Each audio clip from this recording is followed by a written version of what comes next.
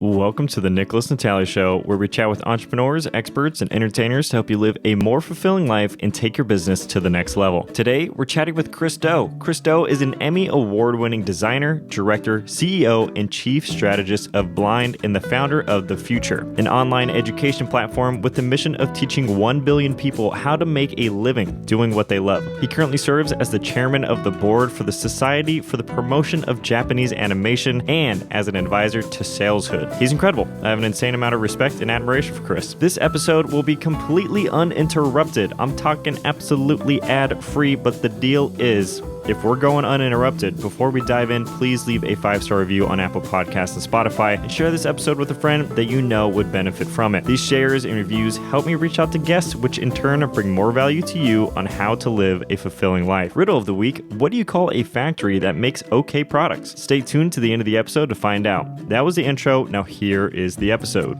Hello and welcome. This is the Nickolas and Natali Show. I'm your host, Nickolas and Natali. Today we have a very special guest, Chris Do. Chris, how's it going? It's going well, Nickolas. Good to see you.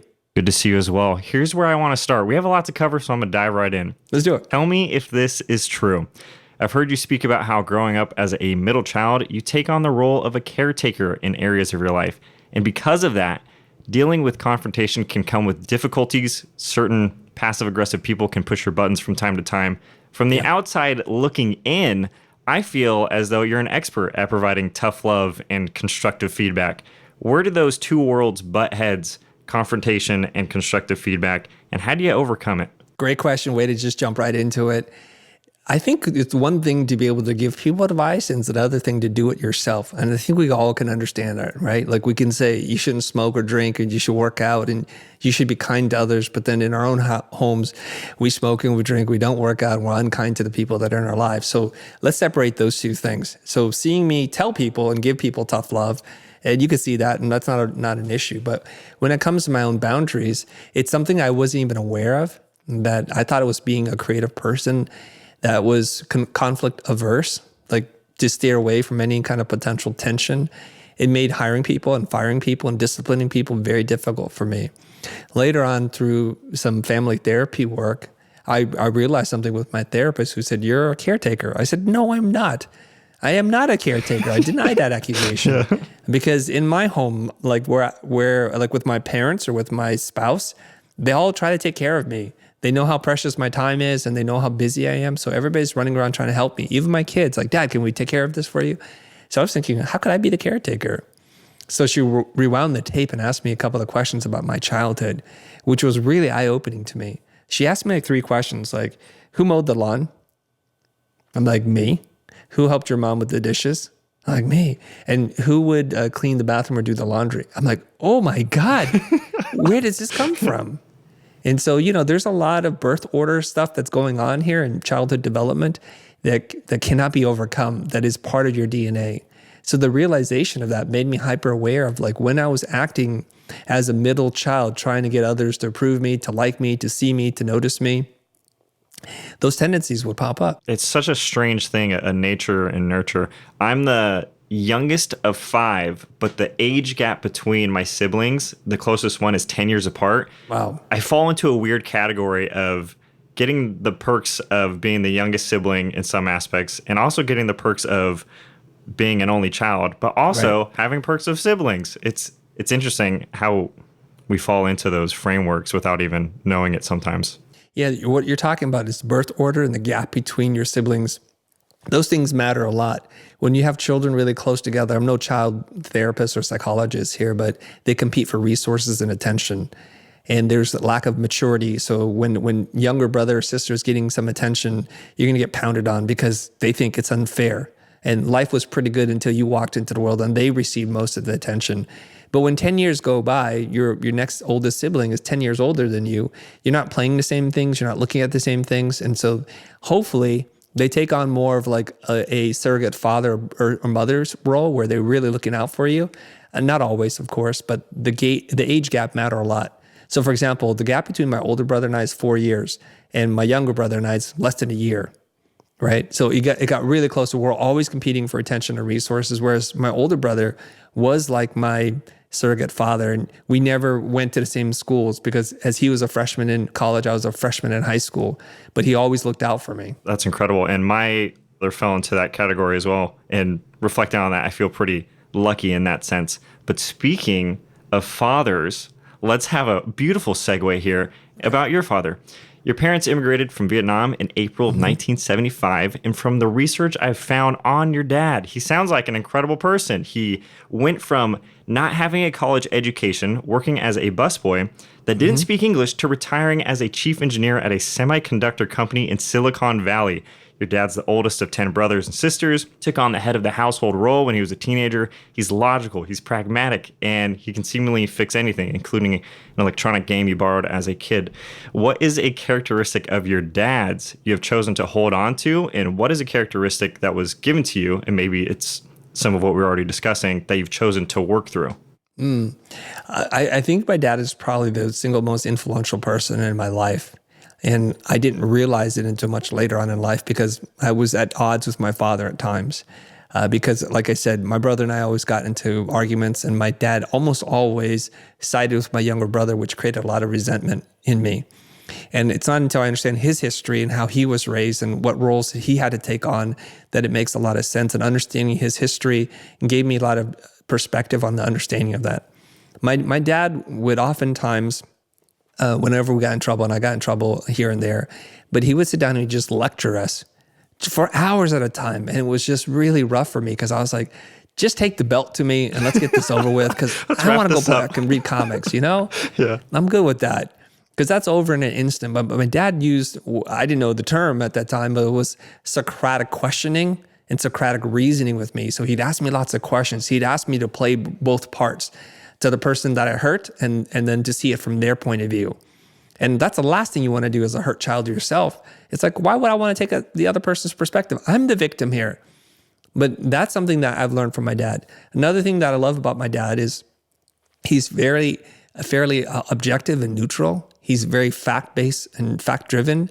And so he doesn't let his emotions get in the way of like what's going on. And I also learned that he had to repress his emotions because when he was a teenager, his father died. And so when his father died, I think he had to emotionally grow up really, really fast, and it stunted his emotional intelligence, I think. Or maybe he just controlled it. And now he's a super emotional person, but back in his formative years and kind of taking care of his brothers and raising us as kids, I think he held back. And I see that emotions are powerful tools to use and to utilize, but we have to know when to regulate and when they serve us and when they work against us. So I get that from my dad.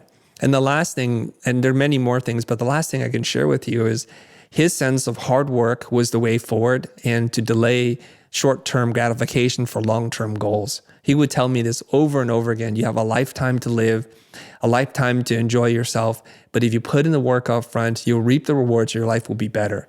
And he explained it to me this way. You probably already know this because you've listened to the episode. But if we take all the hard work and we spread it across 30 or 40 years of our life, we never achieve excellence and we're always bumping towards like that median arc. But if we take that effort of the 30 years and we put it up in front like the first 5 years and we work like animals and we go to school and we make lots of sacrifice, then where we bump up to is a much higher place, and then we can coast for the rest of our lives. Now, he didn't tell me the other part. The other part is once you learn how to elevate and bump up, you really get used to that kind of pace and you never drop back down. And so I think if he had told me all that, then I wouldn't have bought in on the program. But luckily, he knew how to tell me that information in a way that I could process it. Wow, that's super valuable information. Did you ever find yourself getting caught up in a pace that you felt like this is not sustainable forever and hitting a big wall? Yeah, I think it's like the arrogance of youth where you're in your late teens to early to mid 20s where you think this stamina that you have, this endurance and this energy lasts forever, and you push yourself so hard. And I remember in college, it was a badge of honor to say, how many nights have you stayed up in a row this semester? Yeah. And I would completely dismiss anyone who told me they've never stayed up all night. I was like, you're phoning it in. You really are. But you can see how destructive that is on your body. I realized as I was getting a little bit older, the recovery period of doing multiple all-nighters was taking longer and longer, and I was starting to feel the effects. And it does also put you in harm's way because when you stay up all night, you start hallucinating. And I used to do that. Like the scariest moment was when I was in college, I woke up driving on the wrong side of the road. Wow. And that was like shocking my system. Like, oh my God, I have to get this together. Oh my goodness. Yeah, that's intense. Yeah. I've had some scary moments. Thank God I'm still here, that I didn't, go into a head-on collision with another car, oh God forbid, or just into a lamppost or something. Was that a wake-up moment for you and to change your behavior? Because in my life, I've had situations that have been seemingly drastic to a similar instance, like mortality, my life is in danger, and it's still, sometimes it wasn't enough for me to change the behavior still. It still took time after that. Or was that an immediate like, okay, this is bad, I gotta start sleeping? No, it's not instant, I gotta tell you, because you tell yourself all kinds of stories, you deny it. Like, justify it. I'm really tired, but I gotta get through this, and I gotta pull over and get some coffee or something. I got to develop different systems, right? I'm okay when I'm doing the work, but as you know, when you drive, you kind of enter into a state of self-hypnosis and you can fall asleep pretty quickly, especially for me. Like when my brain's not engaged, I will fall asleep right away. And so I think what had happened to me was a very gradual process. Like in my last year in school, sometimes I was stressing out over deadlines and then I had to check in with myself, like, is this class really that important that you're going to go through this and torture yourself this way? And then I would just snap back and say, it's not. It's okay. There is some personal and professional embarrassment that I didn't live up to my potential, but it's probably better than dying. Yeah, 100%. Yeah. I feel like that can go across to multiple things, always checking in to see if our priorities are in line.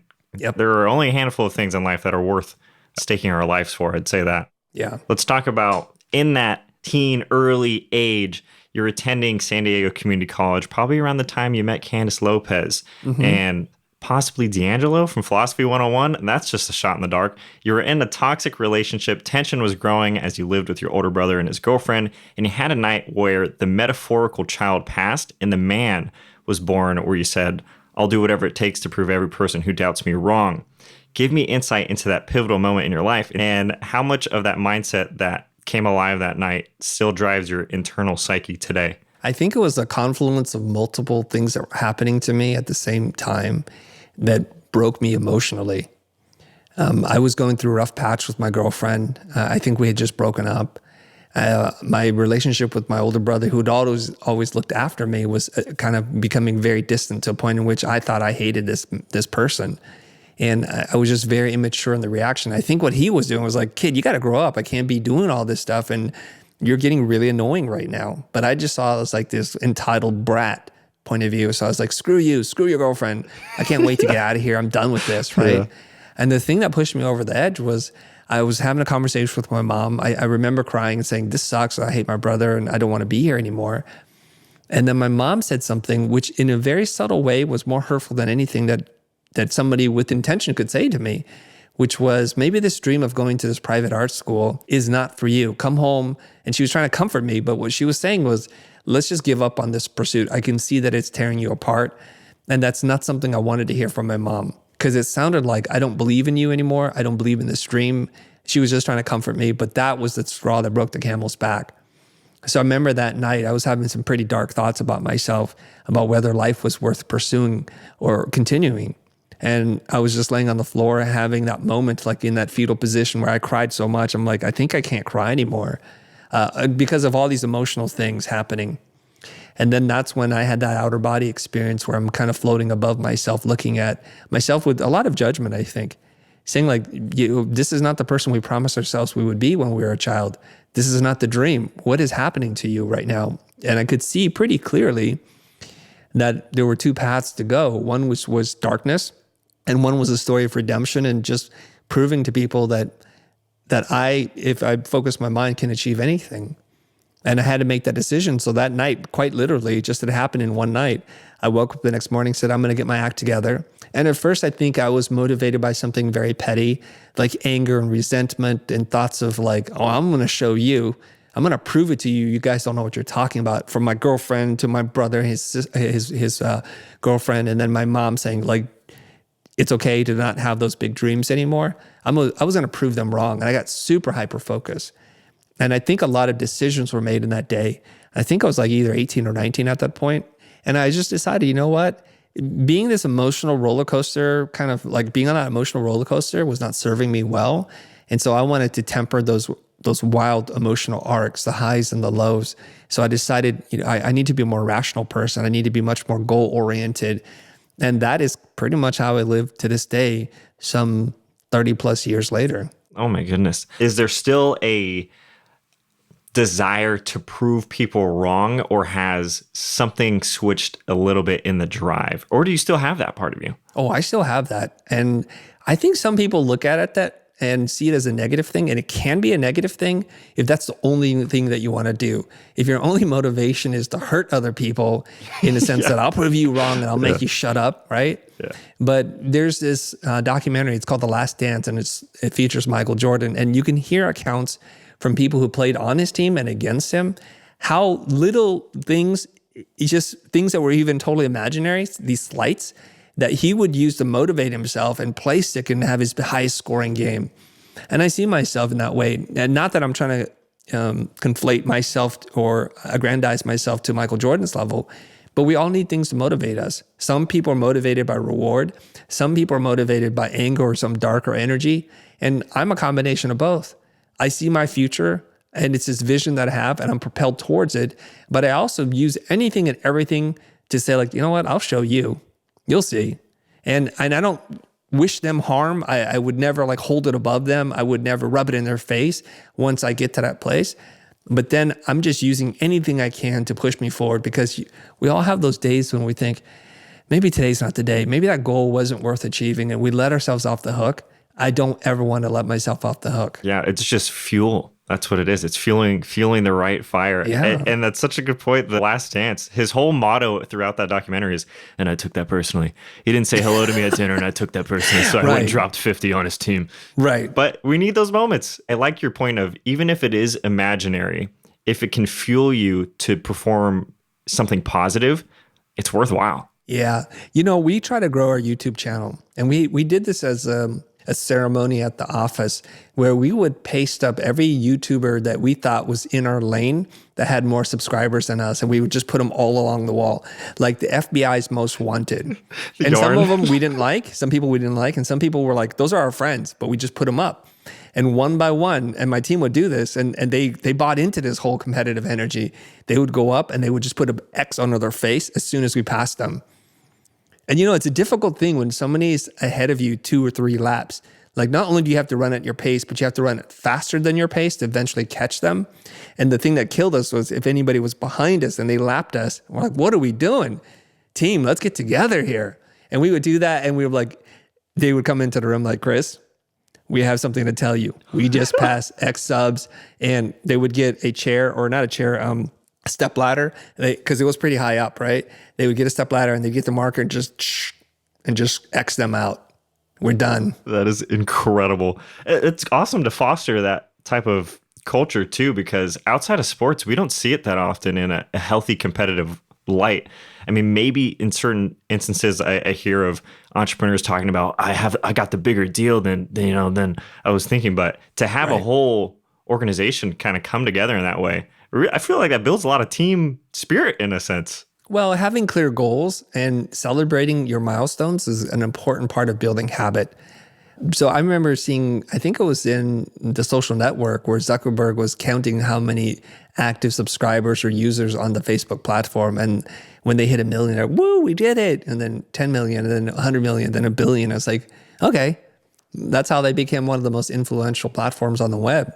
And I get that. And I like that. It's good to have soft goals, like where we don't know when we get there, but it's also good to have some really hardcore, tangible goals where you can take a marker and you say, we did it or we did not do it. There's no gray here. Yeah, that's true. I want to go back to the boundaries portion that we were talking about earlier. Mm-hmm. And this is kind of in line, I suppose, in regards to scaling. So your uncle ran a liquor store while you were in middle school. You bought candy from him at wholesale price, turned it around, dispersed it to other kids. They would sell it. And then you'd hire kids to go pick up the wrappers that kids were throwing on the ground after eating the candy. Now, this isn't a question about scaling a business, because I feel like that example I mentioned proves that exactly what to do there. But I'm curious how you've been able to scale your boundaries alongside your business as it's grown. because from what I know, there's layers in between now what information gets to you. And most of those conversations start with, hey, Chris, sorry to bother you. How have you baked in boundaries and then a culture of embracing decision-making, owning failure into your business? Okay. The way that I interpret your question, I'm going to try my best to answer. And if I don't hit it, just redirect me, okay? Got it. I abhor meetings. I don't want to do any meetings unless it's absolutely necessary. While simultaneously, and it seems a contradiction here, I want to make sure everybody feels like they can call me at any given time and talk to me about something that they can't resolve with other people. And this is a very delicate balance, because if you make yourself so available, every single person sidesteps their manager and their manager's manager and goes straight to you to resolve all their problems. The way I look at it is, unless this problem cannot be solved by anybody else and no one can make the decision, then bring it to me. And if someone like your superior is giving you a hard time and you just can't work with them, and you've tried everything within your power, not as your first step, then reach out to me. Let's have a conversation. And so we have a very specific span of effective management policy. And there are a handful of people that pretty much run the company for me. Ben Burns is our chief operating officer. Essentially, he runs the entire company. And then there's Amy, who reviews client relationships, brand relationships. She reads the contract. She makes sure that we're doing the right kinds of things and making sure that we're not stepping out of bounds on a legal or ethical way that would be incongruous with our company. And she keeps me on track too. She's like, sometimes you're being too flexible and sometimes you're being too loose here. And so she's my guidepost. And I've worked with Amy for over 20 years now, maybe not close to 20 years. And it's been an incredible relationship. So those are the people who tend to be the point people. And then there's other people, of course, but most of the information gets funneled through them. And then the content team, they meet together. There's Mark, and he helps to direct the team.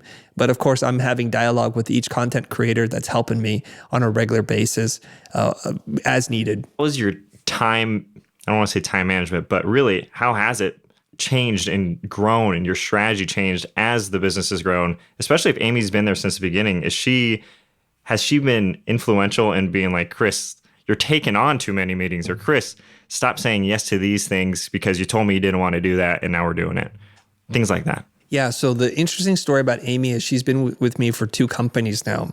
So she was with me when we were running a service company called Blind. And then towards the end of that, she left for personal reasons and had been away from us for years. We were building up the Futur, and my wife, who was then handling all the financial legal stuff, it was just too much for her. And it was not a good way to have a relationship with your wife and run your company. And so she's like, you need to hire somebody. And I was thinking, I wonder if Amy's available. And so I reached out to her and she goes, well, Chris, just as a matter of fact, I've been thinking about my next move. And at that point, she was working with an accounting firm. And I said, well, I don't want to create trouble for you, but if you're thinking about leaving, we'd love to have you back in some new capacity. And yeah, Amy is that kind of person who, Chris, I know you agreed to this, but I'm going to negotiate with the client, the partner, the sponsor to make sure that the terms are more agreeable to the way I know how you want to work. Because I'm more likely to say yes, and Amy's going to then make sure that I don't get myself into trouble and overextend myself. So for example, I could agree to say 12 deliverables. She's going to cut that down to 6. I might have agreed to do it for say 40K. She's going to ask for 80. That's just how she works. Have you ever found yourself having difficulty, let's say, advocating for yourself in regards to, let's say there's something like, yeah, this is a $48,000 contract, and Amy comes in and says, Chris, look at this. This is an $80,000 contract. What are you talking about? How have you seen yourself grow and transform in that realm of self-advocation? Well, it goes both ways. So sometimes Amy will say, like, I think the most we can ask for this is for 75. And I'm like, Amy, this is a lot of work. I don't think so. And then we get on the phone and I said, just let me lead this one. And there's one instance where we went into the conversation thinking we'll ask them for a $75,000 sponsorship opportunity. As we were talking, I kind of just stepped in and did my thing, and we walked away with a $120,000 deal. Nice. So I say that because sometimes there's a personal connection that I have, and that's usually where I'm not as good of an advocate for myself, because I'm thinking, I like these people. And they're my friends and they're broke and I don't want to do this to them. I want to support them. And Amy will do that sometimes for me to say, like, Chris, I think we can do this for less. So it's like countering whatever it is that I'm doing. And sometimes when we both agree, then we know this is exactly the approach we need to take. Yeah, a good balance, good back and forth, good give and take. Yeah, I think so. Just like the way I would have with my wife, except for this like a business relationship. Yeah, the work capacity. Yeah. Without projecting, I'm going to throw a little shot in the dark here. As a kid, you moved about every year and a half, and projection here, that it may have given you the ability to recognize when to move toward where the opportunity is. And I'm curious, what structure do you have in place within your business that allows you to pivot quickly? And what does it look like when you decide it's time to shift? Like we're focusing on branding, and we should really be focusing on web design now, things like that. I think to address the childhood part, the observation that you're having there, I didn't look for opportunities when I was a kid. The only opportunity I was looking for is who am I going to have lunch with when we move, and how am I going to reestablish my network of friends, because it's going to be a rough year. And I was dreading that, right? The first day of school when you're introduced to a class where everybody already knows each other. Because sometimes my parents would move middle of the year, or sometimes they would move during the summer, which made the transition a little bit easier. But I got to tell you, it was one of the most discomforting things. I just felt like I'm always the outsider, and this sucks. You know, as I was moving up in the social hierarchy of junior high or high school or whatever it was, it's like, we're going to reset the table again. I'm like, oh, this is really rough. So it did affect me in ways that weren't positive. It made me feel like I should not spend time building friendships. This is pre-cell phone, pre-internet, and pre-Facebook or anything. So I lost touch with people really fast, because if I didn't see them at school, it's not like I'm calling up Billy and saying, hey, what's up? It was pretty much one day either Billy's gone or one day I'm gone. And there wasn't a lot of communication in between. And we did not stay in touch. And so that was very dysregulating for me growing up. What I realized later on is that moving so often and having an unstable childhood in that way made me much more resilient, less likely to become complacent. And it created this mindset or this belief that anything can change, so we should always be ready for change. And so that leads you to the future, which is how can I prime myself to look for opportunities when they appear? And mostly because, one, it was a pretty normal thing for me to lose everything, meaning friendships, relationships, social structure, goodwill with people, even relationships with teachers. And so I'm not attached to things. So if we're doing something, I don't care how long we're working on it and how hard the team's been working at it. If it's not working anymore, I say just pull the plug. And it's very difficult for people to do. I'll give you an example, and I'm going to abstract some of the information here, okay? I'm advising several companies right now.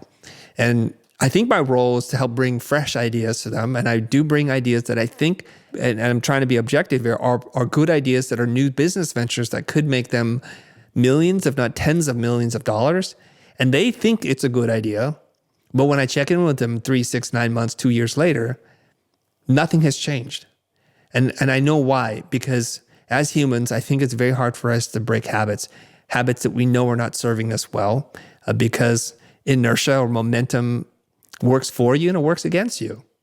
So take, for example, if there's an organization and they have, say, 50 people working for them, and they've been working on some idea or project that they've been refining for the last 2 years, if a new idea is presented, how are they going to deal with this new idea? They're going to have to tell each and every single person what we did in the last 2 years doesn't count anymore. And all our clients and all the promises we made, we're going to break them right now, and we're going to go for this new idea. And I don't have any evidence that this new idea is going to work. I just have a belief that it will and have faith that it will. So this is why very rarely do we just change and shift gears. Now, I'm not saying I'm unique in this regard, but when I see us doing something and it's not working, I just say, let's stop doing that. That's not serving us anymore. And it can create a little bit of chaos with my team, because they're saying, like, 4 months ago, you said this was it. I said, yeah, I agree. This is not your fault. And we're going to try many things. And I have this philosophy that we may have 10 ideas to try, 8 of them will fail. And that's just part of the culture of innovation, that there's a lot of waste. It's wasteful to be innovative, but we only need 1 or 2 of the 10 ideas to work. But what we don't want to do is get stuck on idea number 7 when idea 8 was going to change the game for us. And it's hard for people to think like that. But over time, I think I tried to attract the same people, the people with the same kind of mindset that I have, that they're willing to say, you know what? Okay, we don't even know if it's going to work, but let's go for it. And just quickly become detached. And I think that's how you find the opportunities. The detachment. And it also sounds like best idea wins if something comes up. And also, you're not saying, we've worked on this thing for so long, it's pretty good, and this other idea is okay, so maybe we'll just skip and try it. It's like, this is a better idea. We're jumping ship because this is a better idea. Even if we don't know the exact outcome, we can place this idea higher. Is that correct? Yeah. And I've read books on this where I may be misquoting some of these concepts, but I think the core of it's there, where we're more motivated by the things that we lose than by the things we have to gain. So if I tell you I have a new business idea that will make us $3 million, you might be like, okay, that sounds pretty cool. Or if I say we're going to lose $8 million doing this other thing, then they're more likely to change. Yeah. But this works both ways, right? So when I present a new idea, what happens is people are afraid that we're going to lose whatever we have, even though it's not ideal. So they start to make compromises. They say, well, why don't we try it this way? And they take very measured steps. And my way of thinking is we'll never know if this works unless we do a clean cut and we just go for it and we stick to it and we give it our best shot. And if and when it doesn't work out, because there's a high likelihood it won't work out, we don't say, well, that sucks, we're lame, and we're going to revert back to the other plan. No, we invent a new plan and we keep trying again and again until we make this new reality a reality. It's the fierceness. You have to have both. You can't go in halfway on a new idea. Otherwise, you're destining yourself that new idea is going to fail anyway. So then what's the point? Yeah. Guy Kawasaki talks about this in one of his TED Talks, that in order to innovate, you have to jump the curve. You can't just iterate yourself to a more innovative future. And so what people do is they make tiny little improvements, and they're afraid of destroying their existing business model, that they can't grab the opportunity that's right in front of them. One of the classic examples in American history in terms of companies and brands, and it's a tragic story, is the one of Kodak. And some people know this, some people don't, but Kodak actually invented the technology to make digital cameras. They came up with the idea for a digital sensor. And I forget who invented it within the company. When it was presented to the powers that be, they looked at it and said, this is a great idea. We're not going to do it because it's going to cannibalize the celluloid film market, which we dominate. And this is like a hallmark of American brands, and we're not going to let that go. And so what happens is the technology that they invented was then used by other companies, Sony, Canon, Panasonic, and now they dominate the photography market, and Kodak is like a blip. And in fact, Kodak went into bankruptcy, but it's one of those legacy brands that there's nostalgia for. So maybe it will always be supported, but it's never going to be the company it was. Because they didn't jump ship. They're afraid. They're afraid of losing the market that they dominated. Yeah, fear. That's terrible. That was the episode. You just listened to it. Be sure to tune in for part 2. Chris will be dropping even more knowledge bombs. Part 2 is releasing on Monday at 6 a.m. Don't forget to leave a 5-star review on Apple Podcasts and Spotify. Share this episode with a friend that you appreciate. Let them know you love them. It'll take 5 seconds and is a great use of your screen time. Also, I'm on Instagram at Nickolas Natali. I reply to every single DM, so slide in them. The real reason you're still here, you want to know the answer to the riddle of the week. What do you call a factory that makes okay products? A satisfactory. Satisfactory, because they're just okay, it's just okay. Thank you for tuning in. See you this upcoming Monday at 6 a.m. Be kind, be strong, be disciplined, be absolutely obsessed. Bye-bye. Bye.